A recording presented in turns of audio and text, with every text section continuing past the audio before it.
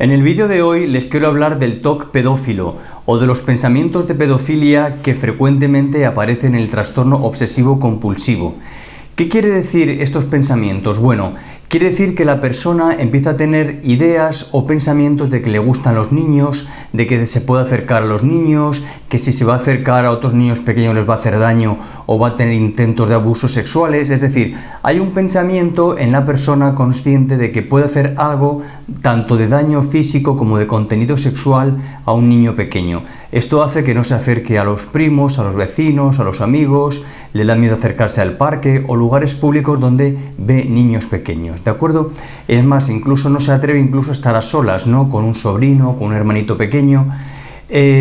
Analizando varios pacientes que han venido con este tipo de pensamientos, la relación que guarda siempre tiene que ver con lo que hemos hablado en otros vídeos, es decir, decimos que el TOC siempre tiene que ver con experiencias sexuales vividas solitaria o acompañadamente durante la etapa infantil.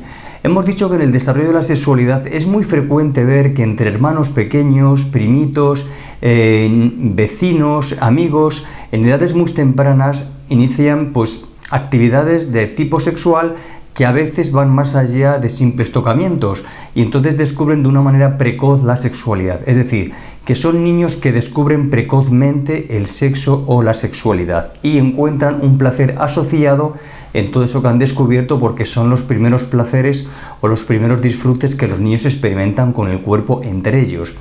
¿Qué ocurre? Que luego aparece el concepto de la moral cuando van siendo más mayores y ahí es cuando empieza realmente esa persona a pensar lo que hizo, lo que todavía sigue pensando, lo que todavía sigue recordando, porque le queda evidentemente una huella de placer.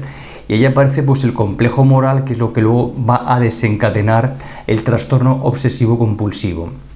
Entonces, cuanto mayor haya sido la fijación o la experiencia placentera que el toquiano o la toquiana tuvo en la etapa infantil con otros niños, ese recuerdo luego queda guardado y va a ser también desencadenante ¿de qué? De futuras obsesiones. De hecho, cuando se han quedado muy pegados al placer sexual que obtuvieron entre niños, luego les cuesta mucho las relaciones de adulto. ¿Por qué?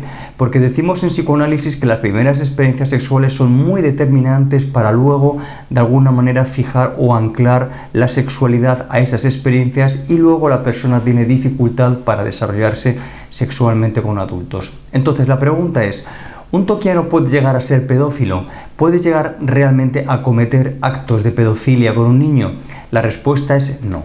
¿Por qué? Porque simplemente son deseos que tienen que ver con la infancia, son recuerdos de deseos. Es decir, que cuando el toquiano ve a un niño pequeño y le aparecen pensamientos de que puede hacerle algo, en el fondo no deja de ser más que un desplazamiento de aquellos deseos sexuales o actos sexuales que vivió con placer en la infancia, ¿vale?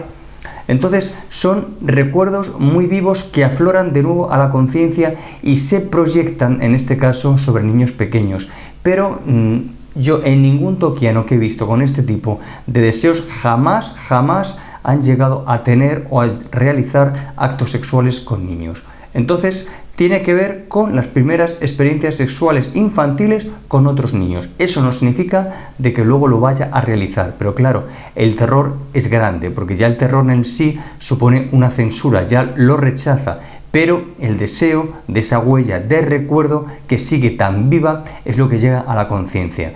Por eso es necesario tratar el TOC y analizar esas fuentes de placer inconsciente, porque luego dificultan el desarrollo de la sexualidad del adulto, que es lo que realmente le pasa al toquiano o a la toquiana, ¿no? Es decir, que son unos inmaduros sexuales, pero también son unos inmaduros desde el lado afectivo, ¿eh? O sea que es un compendio de ambas cosas. Así que para tranquilidad vuestra os digo que no, que tanto un toquiano está protegido contra el suicidio, contra la agresividad y también contra los actos sexuales de la pedofilia.